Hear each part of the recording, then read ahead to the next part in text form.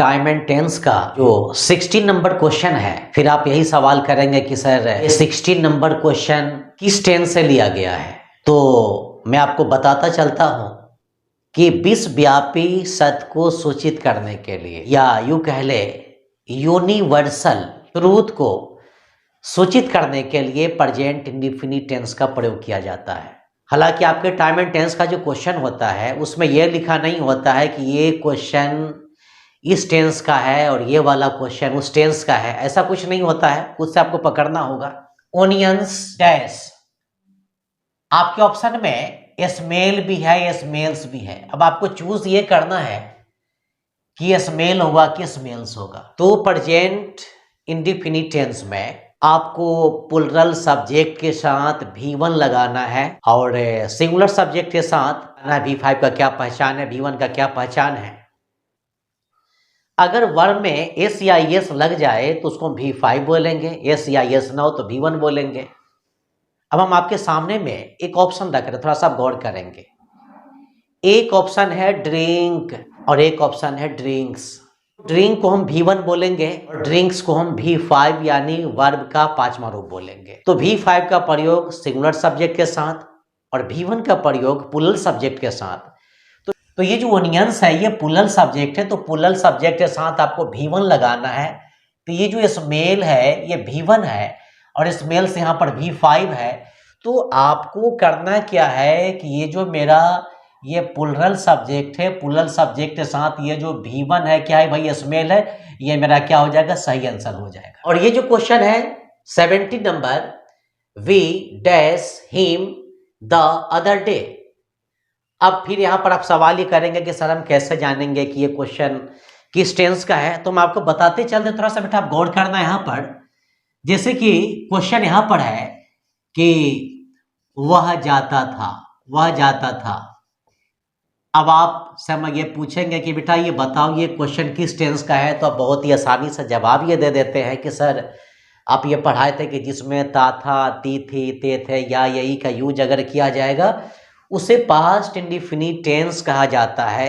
तो ठीक उसी तरह जिस तरह ता था, ती थी लगने से पास्ट इंडेफिनिट होता है, उसी तरह दी अदर डे लगने से क्या होता है, पास्ट इंडेफिनिट होता है।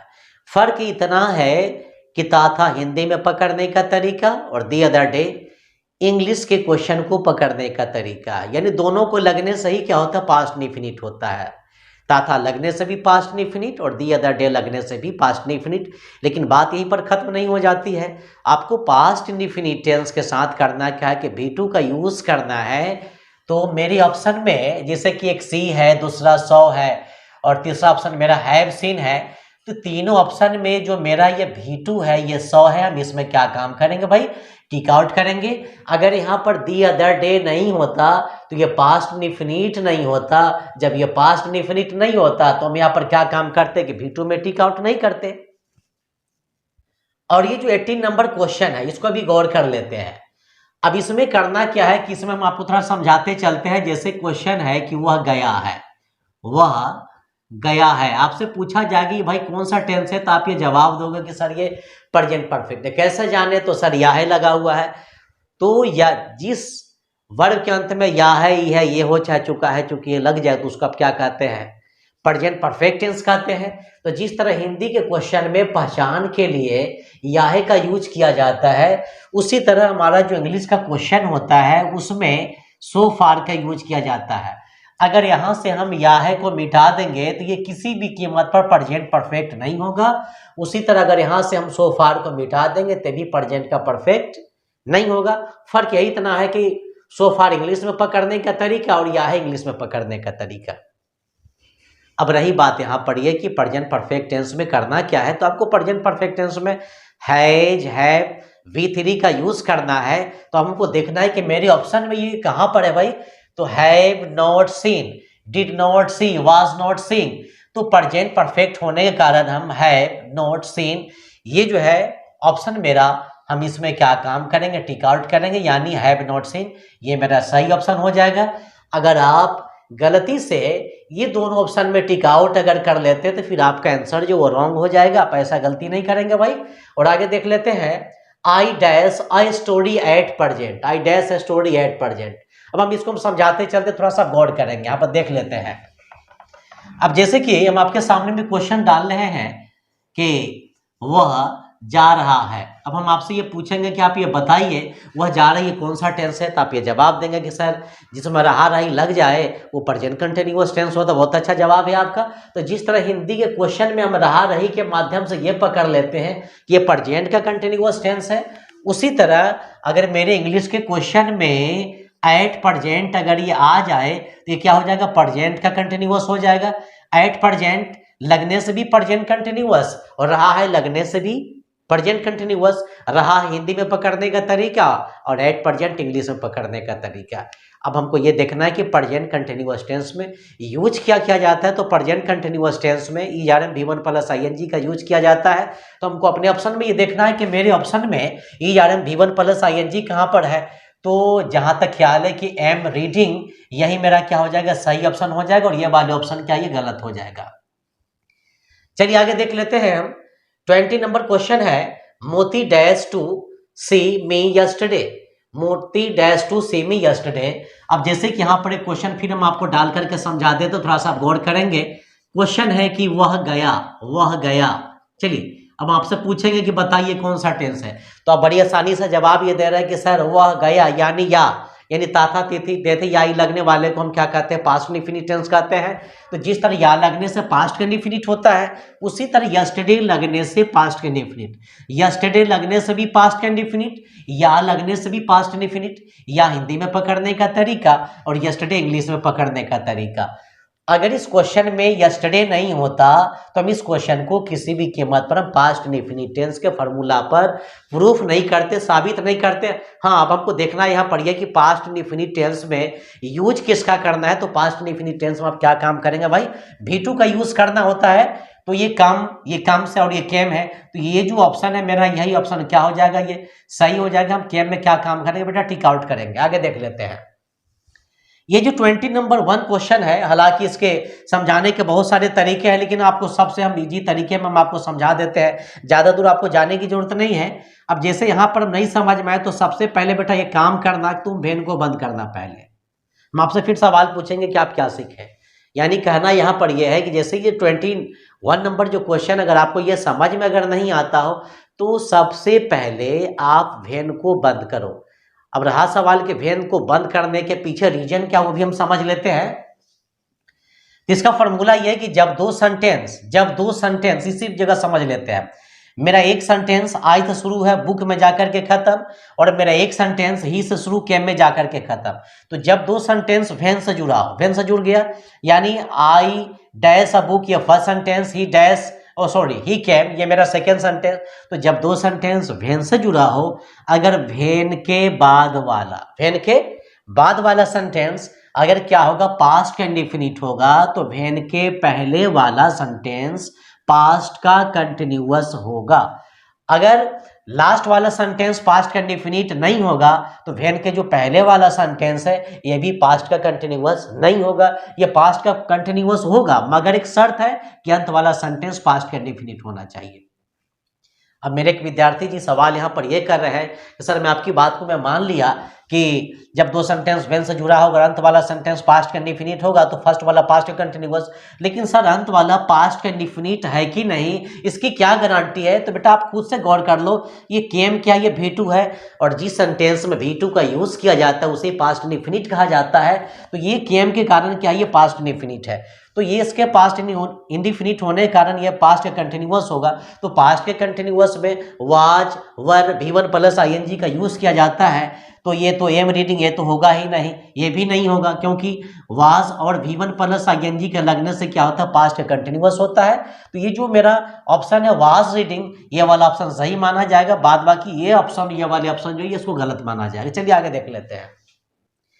He dash a letter to me last week। मैं आपको थोड़ी देर पहले ये बताया हूं कि जिस तरह या लगने से क्या होता है, पास्ट का इंडेफिनिट होता है, उसी तरह लास्ट वीक लगने से क्या होता है, पास्ट का इंडेफिनिट होता है। अगर यहाँ पर लास्ट वीक नहीं होता तो ये भी क्वेश्चन किसी भी कीमत पर पास्ट का इंडिफिनिट नहीं होता। उसी तरह अगर यहाँ पर या नहीं होता तो ये भी क्वेश्चन पास्ट का इंडिफिनिट नहीं होता। फर्क यही इतना है कि ये हिंदी में पकड़ने का तरीका, लास्ट वीक इंग्लिश में पकड़ने का तरीका। तो पास्ट के इंडिफिनिट में करना है कि आपको V2 का यूज करना है। तो यहाँ पर रोट है, इज राइटिंग, हैज रिटेन, तीन ऑप्शन में V2 कौन है बेटा? तो ये जो रोट है यही मेरा क्या हो जाएगा, ये V2 हो जाएगा। तो ये 22 नंबर जो क्वेश्चन है मेरा, इसका आंसर क्या लिखेंगे भाई? रोट लिखेंगे। चलिए आगे देख लेते हैं। अब ये जो 23 नंबर जो क्वेश्चन है इसको थोड़ा सा समझाना पड़ेगा। इसमें समझाना यह है कि आप यहाँ पर एक चीज देख रहे हो कि इसमें दो सेंटेंस है, एक सेंटेंस कीप से शुरू और एक सेंटेंस वी से शुरू, रेडियो में जाकर के खत्म। यानी कीप क्विट मेरा प्रथम सेंटेंस है, फर्स्ट सेंटेंस है, और we dash to the radio ये मेरा सेकेंड सेंटेंस है। दोनों सेंटेंस को जोड़ने का काम कौन कर रहा है भाई? ये कॉमा कर रहा है। तो फॉर्मूला ये कहता है कि जब दो सेंटेंस कॉमा से जुड़ा हो, जब दो सेंटेंस कॉमा से जुड़ा हो, अगर कॉमा के पहले वाला सेंटेंस इंपरेटिव होगा तो कॉमा के बाद वाला सेंटेंस प्रेजेंट कंटिन्यूअस होगा। अब हमारे एक विद्यार्थी जी का सामने से एक सवाल है कि सर एक बात ये सर्टिफाई कराया जाए, अभी जो आप बोले कि जब दो सेंटेंस कॉमा से जुड़ा हो, अगर कॉमा के पहले वाला सेंटेंस इंपरेटिव होगा तो कॉमा के बाद वाला सेंटेंस प्रेजेंट कंटिन्यूअस होगा। लेकिन सर सबसे पहले ये बताया जाए कि फर्स्ट सेंटेंस इंपरेटिव है कि नहीं, ये बात हम लोग कैसे जानेंगे? बहुत अच्छा सवाल है आपका, चलिए बतलाते हैं हम आपको, गौर कीजिए। वैसा सेंटेंस जिसमें आई, we, you, they, he, she, it, name, singular number, plural number यानी किसी भी सब्जेक्ट का प्रयोग नहीं किया जाए उसे हम क्या कहते हैं? इंपरेटिव सेंटेंस कहते हैं। हम आपके सामने में ऑप्शन डाल देते हैं, आप खुद से फैसला कर लो कि दोनों सेंटेंस में इंपरेटिव कौन है और कौन इंपरेटिव नहीं है। एक आपका फर्स्ट ऑप्शन है दे कम फ्रॉम देयर और सेकेंड ऑप्शन है कम फ्रॉम देयर। आपको दोनों में से ये चूज करना है कि कौन इंपरेटिव है कौन इंपरेटिव नहीं है। तो आप ये बोलेंगे कि सर कम फ्रॉम देयर, इसमें I, we, you, they, he, she, name, singular number, plural number यानी किसी भी सब्जेक्ट का यूज नहीं किया है, इसलिए कम फ्रॉम देयर इंपरेटिव हो जाएगा। और दे कम फ्रॉम देयर ये अफर्मेटिव सेंटेंस हो जाएगा। एक क्वेश्चन है you bring a glass of water और एक ऑप्शन है bring a glass of water. तो bring a glass of water को हम इंपरेटिव बोलेंगे, मगर you bring a glass of water को हम इंपरेटिव नहीं बोलेंगे। तो आपको ये समझ में आ गया होगा कि इंपरेटिव सेंटेंस का पहचान क्या होता है। चलिए आगे देख लेते हैं। तो ये जो क्वेश्चन यहाँ पर कीप क्विट, ये फर्स्ट सेंटेंस का इंपरेटिव है। तो अगर जब दो सेंटेंस कॉमा से जुड़े, अगर फर्स्ट सेंटेंस इंपरेटिव होगा तो कॉमा के बाद वाला सेंटेंस प्रेजेंट का कंटिन्यूअस होगा। लेकिन शर्त यहाँ पर यह है कि अगर ये सेंटेंस इंपरेटिव नहीं होगा तो ये कॉमा के जो बाद वाला सेंटेंस है ये भी किसी भी कीमत पर प्रेजेंट कंटिन्यूअस नहीं होगा। तो प्रेजेंट कंटिन्यूअस टेंस में is are am V1 plus ING का यूज किया जाता है। तो मेरे ऑप्शन में ये जो आर लिसनिंग है यही मेरा क्या हो जाएगा? ये प्रेजेंट कंटिन्यूअस टेंस का हो जाएगा। तो ये मेरा ऑप्शन सही माना जाएगा। लेकिन ये जो ऑप्शन है लिसन, इसको गलत माना जाएगा। और ये जो 24 नंबर जो क्वेश्चन है कि who dash the red fort, हम आपको इसके पहले वाले वीडियो में हम आपको ये बता चुके हैं, किसी भी बीते हुए समय को सूचित करने के लिए पास्ट इंडेफिनिट टेंस का यूज किया जाता है। अब क्वेश्चन यहाँ पर यह है कि who dash the red fort, यानी लाल किला किसने बनवाया था, कौन बनवाया था, कौन बनवाया है या कौन बनवाएगा। तो लाल किला के निर्माण हुए एक बहुत बड़ा समय बीत गया, तो किसी बीते हुए समय को सूचित करने के लिए हम पास्ट इंडेफिनिट टेंस का यूज करते हैं। तो यहाँ पर देखना ये कि पास्ट इंडेफिनिट टेंस में V2 का यूज किया जाता है। तो यहाँ पर हैज बिल्ट और ये बिल्ट है और ये बिल्ड्स है। तो ये जो मेरा ऑप्शन है बिल्ट, ये वाला ऑप्शन क्या हो जाएगा? ये सही हो जाएगा। लेकिन ये वाला ऑप्शन क्या हो जाएगा? ये गलत हो जाएगा। लेकिन एक चीज हमारे यहाँ पर एक विद्यार्थी जी सवाल ही कर रहे हैं कि सर BUILT को, सर बिल्ट को हम V2 का बोलेंगे V3 का बोलेंगे? बेटा बहुत अच्छा सवाल है आपका। अगर बिल्ट के पहले has, have, had, shall have, will have, may have, might have, should have, could have, अगर ये सारे हेल्पिंग वर्ब्स का अगर यूज किया जाता है तो उसको हम क्या बोलेंगे? हम वर्ड 3 बोलेंगे। ऐसे हालांकि ऐसे बहुत सारे मतलब हेल्पिंग वर्ब का यूज किया जा सकता है सेंटेंस के अनुसार, लेकिन अगर बिल्ट के पहले न हैज हो, न हैव हो, न हैड हो, न शैल हैव हो, न विल हैव हो, तो अब इसे हम क्या बोलेंगे? हम V2 बोलेंगे। तो मेरे ऑप्शन में ये जो बिल्ट है ये क्या है? ये V2 है। लेकिन ये हैज बिल्ट क्या है? ये V3 है। तो ये वाला ऑप्शन को सही माना जाएगा, लेकिन ये वाले ऑप्शन को और ये वाले ऑप्शन को गलत माना जाए। ये जो 25 नंबर क्वेश्चन है, we shall not go out if it dash.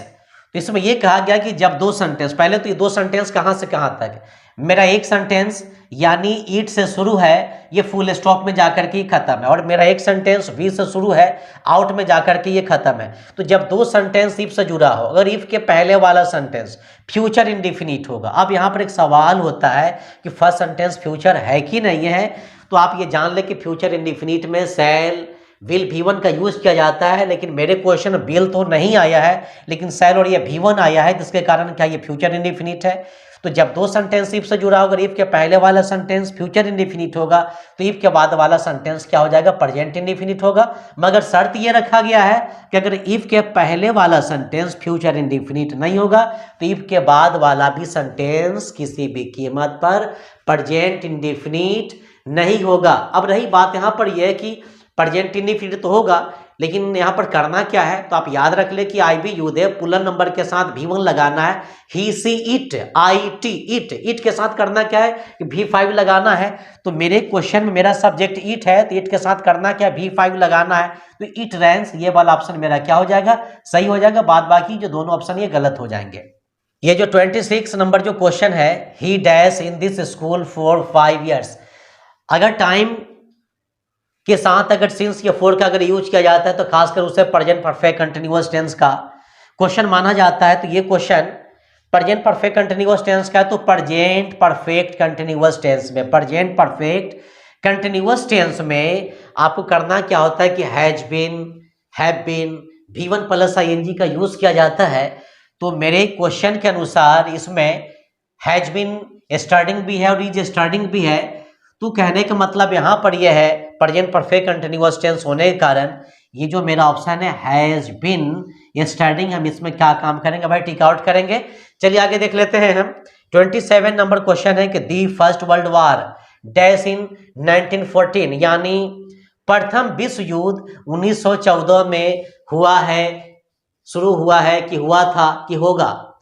प्रथम विश्व युद्ध 1914 में हुआ था कि हुआ है कि होगा। तो किसी भी बीते हुए समय को सूचित करने के लिए आपको पास्ट इंडिफिनिट टेंस का यूज करना है। तो पास्ट इंडिफिनिट टेंस में करना है कि आपको V2 का यूज करना है। तो मेरे ऑप्शन में V2 कहां पर वो गौर करते हैं, बिगैन, बिगिंस, विल बिगिन। तो ये जो ऑप्शन है यही मेरा क्या है, ये V2 है। तो ये क्या काम करेंगे कि हम यहाँ पर इसको डालेंगे ताकि पास्ट इंडिफिनिट टेंस का निर्माण हो जाए। आगे देख लेते हैं 28 नंबर क्वेश्चन में। इसमें भी थोड़ा सा वही सिस्टम है कि जब दो सेंटेंस वेन से जुड़ा हो। अब रहा सवाल यहाँ पर कि दो सेंटेंस कौन से है, मेरे एक सेंटेंस इट से शुरू, ये जो खाली स्थान है यहाँ पर आकर के ये खत्म हो गया, और मेरा एक सेंटेंस आई से शुरू, केम में जाकर के ये खत्म हो गया। तो जब दो सेंटेंस वेन से जुड़ा हो, अगर वेन के बाद वाला सेंटेंस पास्ट इंडिफिनिट होगा, तो वेन के पहले वाला सेंटेंस क्या हो जाएगा, पास्ट के कंटिन्यूअस। हम इसको पास्ट के कंटिन्यूअस मानेंगे, लेकिन कब, जब ये लास्ट वाला पास्ट इंडिफिनिट होगा तब। अगर ये पास्ट का इंडिफिनिट नहीं, तो ये वाला भी क्या हो जाएगा, पास्ट का कंटिन्यूअस नहीं होगा। तो पास्ट के कंटिन्यूअस में was were V1 plus ING का यूज किया जाता है। तो यहाँ पर इज रैनिंग है, रैंस है, तो ये जो वाज रैनिंग है हम इसी में क्या काम करेंगे, टिक आउट करेंगे। मेरा ऑप्शन सही माना जाएगा। आगे देख लेते हैं, ही dash the work even now, he dash the work even now. अब हम आपको फिर से हम रिपीट करा देते, जैसे कि यहाँ पर लिखा वह गया है। आपसे पूछा जाए कौन सा टेंस है, आप ये जवाब दोगे सर ये प्रेजेंट परफेक्ट टेंस है। क्या प्रूफ है, तो सर या है लगने से, चुका है लगने से प्रेजेंट परफेक्ट होता है। तो जिस तरह हिंदी के क्वेश्चन में या है लगने से प्रेजेंट का परफेक्ट होता है, उसी तरह इंग्लिश के क्वेश्चन में इवन नाउ लगने से क्या होता है, प्रेजेंट का परफेक्ट होता है। इवन नाउ लगे तो भी प्रेजेंट परफेक्ट, और या है लगे तो भी present perfect. Even now English में पकड़ने का तरीका और या हिंदी में पकड़ने का तरीका। अब करना यहाँ पर यह कि प्रेजेंट परफेक्ट टेंस में करना क्या है, तो आपको हैज V3 का यूज करना है। तो यहां पर देखना, यहां पर यह है कि मेरे ऑप्शन में हैज V3 कहां पर है, तो ये तो डज नॉट फिनिश है, और ये क्या है, ये हैज नॉट फिनिश है। तो मेरे ख्याल से ये वाला जो ऑप्शन है यहाँ पर क्या काम करेंगे हम, हैज नॉट फिनिश्ड। लेकिन हम आपसे सवाल ये पूछेंगे, आप यहाँ पर जो हैज नॉट फिनिश्ड में मतलब टिक आउट किए हो, मतलब किसके कारण, तो आपका ये जवाब क्या होना चाहिए सर, इवन नाउ के कारण। अगर यहाँ पर ये इवन नाउ नहीं होता तो हम क्या काम करते, किसी भी कीमत पर हम हैज नॉट फिनिश्ड में टिक आउट नहीं करते। और ये जो अगली क्वेश्चन है कि ही डैश टुमारो, ही डैश टुमारो, इसको थोड़ा सा हम समझ लेते हैं टुमारो के बारे में, इसको थोड़ा सा हम आपको और क्लियरेंस कर देते हैं। टुमारो का प्रयोग प्रेजेंट इंडिफिनिट में भी किया जाता है, टुमारो का प्रयोग प्रेजेंट कंटिन्यूअस टेंस में भी किया जाता है, टुमारो का प्रयोग फ्यूचर इंडिफिनिट टेंस में भी किया जाता है। अब रही बात यहाँ पर यह है, जैसे कि मान लीजिए कि मेरे ऑप्शन में यहाँ पर जो दिया गया इज कमिंग, अगर मेरे ऑप्शन में इज कमिंग दे दिया गया तो हम क्या काम करेंगे कि इज कमिंग में टिक आउट कर लेंगे। अगर मेरे ऑप्शन में जैसे कि यहाँ पर लिखा हुआ ना भाई इज कमिंग, हैज कम, केम, अगर यहाँ पर इज कमिंग नहीं होता, कम्स होता, तो फिर हम क्या काम करते, कम्स में टिक आउट कर लेते। हाँ, यही होता कि क्वेश्चन प्रेजेंट कंटिन्यूअस ना हो करके प्रेजेंट इंडिफिनिट का हो जाता।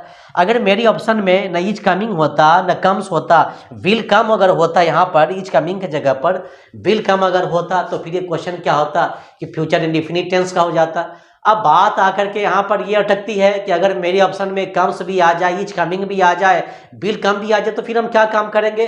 तो ऐसे में आपको ऑल ऑफ देम यानी सब में टिक आउट करना पड़ेगा, लेकिन एग्जाम में ऐसा तो किया नहीं जाएगा। कम्स होगा तो इज कमिंग नहीं, और इज कमिंग होगा तो विल कम नहीं, कोई दिक्कत नहीं। तो आप यहाँ पर ये देखना है कि आपके एग्जाम में टुमारो वाले क्वेश्चन में आपको इज कमिंग दे रहा है कि कम्स दे रहा है कि विल कम देगा, तीनों ऑप्शन ही सही है। तो ऐसे यहाँ पर तो मैं सिर्फ इज कमिंग लिखा हूं, तो आप इसी में टिक आउट कर लो। और आगे देख लेते हैं, ये जो क्वेश्चन है 31 नंबर जो क्वेश्चन है, इट इज हाई टाइम, थोड़ा सा इसको समझने की जरूरत है। अब जैसे कि हम आपके सामने में क्वेश्चन डाल रहे हैं, जैसे कि ये जो क्वेश्चन है कि Moti dash to see me yesterday, तो आप इसको बड़ी आसानी से उस वक्त कह दिए थे कि सर जिस क्वेश्चन में यस्टरडे का यूज किया जाता है उसे पास्ट इंडिफिनिट टेंस कहा जाता है। लेकिन ये जो 31 नंबर जो क्वेश्चन है, इसमें दूर दूर तक आपको कहीं भी yesterday, last week, last month, last year, the other day नजर नहीं आ रहा है। ये पास्ट इंडिफिनिट कैसे है, तो भाई आप इसको समझ लीजिए, जिस तरह यस्टरडे लगने से, जिस तरह यस्टरडे लगने से पास्ट इंडिफिनिट होता है, उसी तरह इट इज हाई टाइम, 1 2 3 4 ये 4 वर्ड है यहाँ पर। इट इज हाई टाइम लगने से भी क्या होता है, पास्ट इंडिफिनिट का ही निर्माण होता है। यस्टरडे वाले को भी पास्ट इंडिफिनिट कहा जाता है, और इट इज हाई टाइम वाले को भी क्या कहा जाता है, पास्ट इंडिफिनिट।